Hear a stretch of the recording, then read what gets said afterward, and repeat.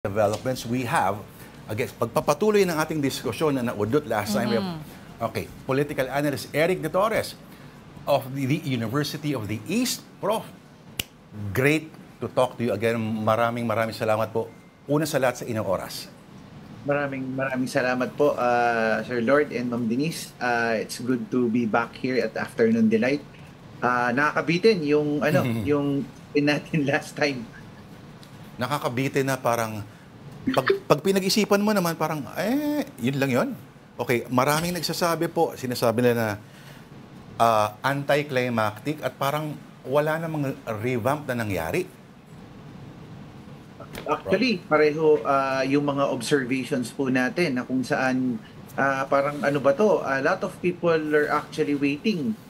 Pero nung halos kahapon, nagulat din ako dun sa sa pahayag ni E.S. Bersamin, wala namang nabago. At saka yung mga key positions at saka agencies na tinitignan natin na talagang very particular, nanatili pa rin din yung mga membro ng kabinete. So, ang tanong dyan, meron ba talagang reset na nangyari? May calibration ba talaga na nangyari? Pagdating sa huli, ano ba yung metrics o ano yung rubric na tinitignan para dito sa performance na to? Or at the end of the day, it's just plain and simple trust and confidence of the President. So parang lumalabas, Prof. De Torres, parang okay lang, ginagawa mo trabaho mo, kaya okay ka lang dyan. O ito rin ho ba ay parang, kumbaga ay parang nagpe-present ang sort of sword of Damocles na parang umayos kayo, kundi kayo yung susunod na ano. O extension pa rin ba ito ng ayaw niya na magkaroon ng kaaway? Gusto niya ng mga kaibigan, Prof? Well, sa ginagawa o sa action nito o sa gawa ng sitwasyon, mas maraming taong bayan ang nagtatanong, ano ba talaga? Meron ba talagang maasahang bago? O baka naman pagdating dito sa usapin na to, moro-moro lang talaga. And just to appease the public, basically, and that's, the whole thing is actually a script. Okay? Just to say na parang may ginawa, cabinet member, secretary ganito, shape up or otherwise mawawala kayo or tatanggalin kayo sa tungkulin. So people are actually waiting and kind of thinking na ano ba talaga, moro-moro lang ba to o talagang seryoso? Otherwise kasi parang doon kanina parang 4 or 5 lang talaga ang napalitan.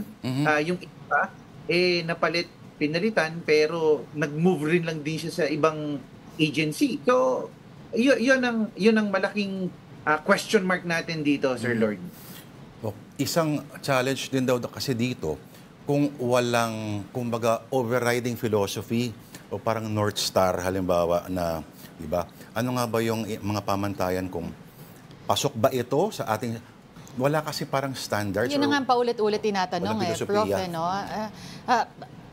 Sorry, Prof, maiba lang ako, no? Kasi I find it very interesting lang, yung panapos dun sa binasa naming report kanina, na si ES, yung sinabi niya pa, given that we've been saying na the revamp has been underwhelming, pero sabi niya na there will still be blood coming in the coming days and weeks. Tingin mo, meron pa ba talagang aabangan na, I don't know, for the lack of a better term, medyo Tanong kaninong dugo, di ba? What's your take on that statement, Prof? Tingin ko, Ma'am Denise, konting-konti na lang kasi yung natitirang wala pang appointment. Halos lahat ng critical na ahensya, health, sinabi niya na na-retain yung 2 Remulla brothers. So ano pa ba yung inaantay nating bloodshed? Basically. So ako, hindi ko alam. Ang sa aking pagtingin, this is just more of an optics rate. Either way, people are actually, parang dismayed kung titignan natin. At maganda sa mga survey firms, no? Magandang tignan ito, ano yung sentiment ng mga tao sa nangyaring revamp at ano ang kanilang pagtingin in terms of kaseryosohan, anong tawag dito, yung willingness na talagang ayusin or may makakalibrate pa talaga if same people were actually, retained. In fact, if you look at the composition of the finance cluster, yun walang nabago talaga to begin with. Wala na bago yung, kumbaga, okay lang kayo, economic. Yun pa yung una talaga niyang in-announce na ito yung mga unang retain. So, that says a lot, ano? Yes. Sir. Pero okay, gaano kalaki ang kinalaman kung ang turing natin sa executive secretary ay little president? Gaano kaya kalaki ang kinalaman niya dito? Of course, again, the buck stops still with the president, ano? Pero sa tingin, gaano kalaki ang posibleng maging kamay dito? O kung gusto ba ni E.S. Bersamin na may i-retain or gaano kalaki yung power niya? Halimbawa. Well, of course, alam natin na ang ES is the little president or the, parang siya yung kumakatawan nga sa the alter ego of the president.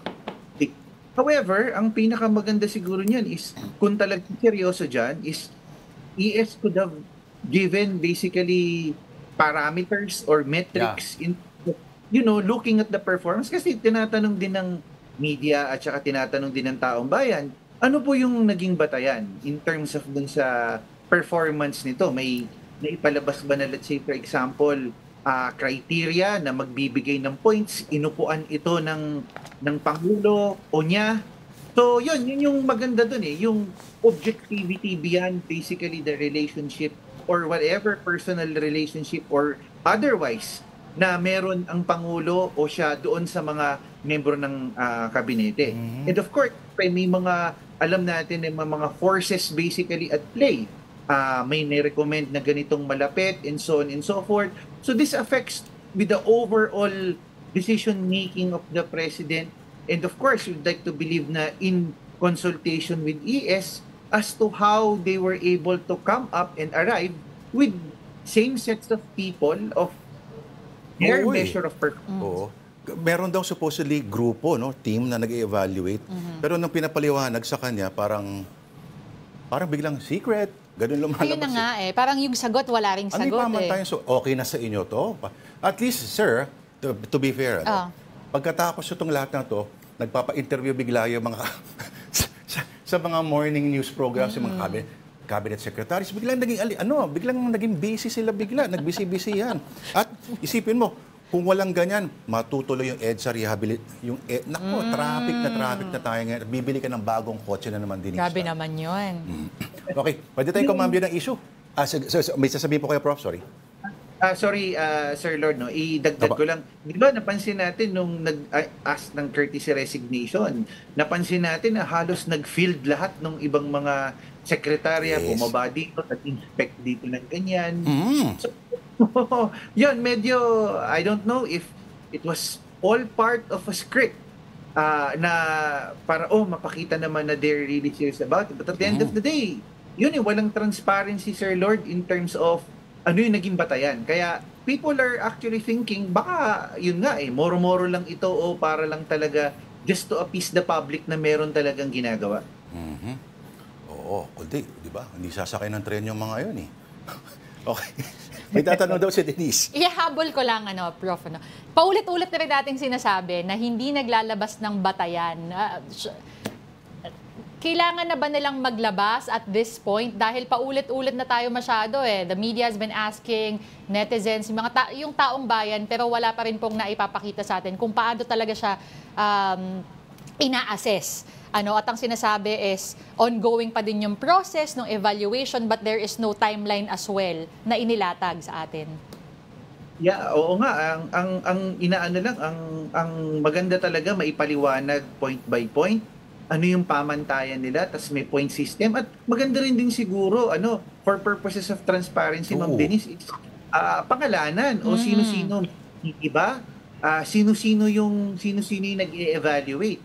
So are these bureaucrats or technocrats? What are the qualifications as well of this committee? Kasi tandaan natin, cabinet secretary, yan, heads ng mga agencies na kung saan sila yung nagpapatakbo ng bürokrasya ng ating pangkalahatang galaw ng gobyerno. So, tingin ko, karapatan din ng publiko na malaman ng parametro at komite kung meron man at kwalifikasyon nitong mga taong ito nang sa gayon, masasabi natin na, may karapatan naman kasi ito rin din yung komposisyon ng tao at ito ang background din nila.